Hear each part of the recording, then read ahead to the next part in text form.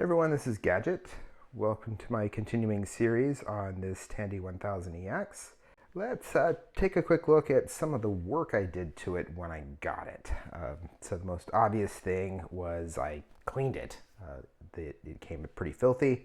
Did not need to retrobrite this. The case is actually in surprisingly good shape.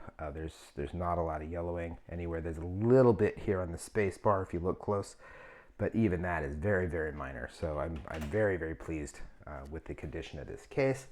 It was filthy though, so I completely disassembled it, cleaned everything. It was also missing some of the feet.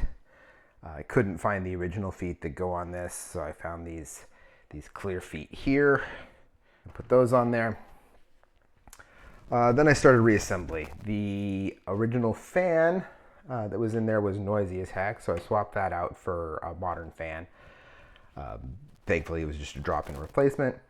Installed some upgrades while I was here. So the machine came with just standard 8088 processor and no additional upgrades, 256K of RAM, that sort of thing.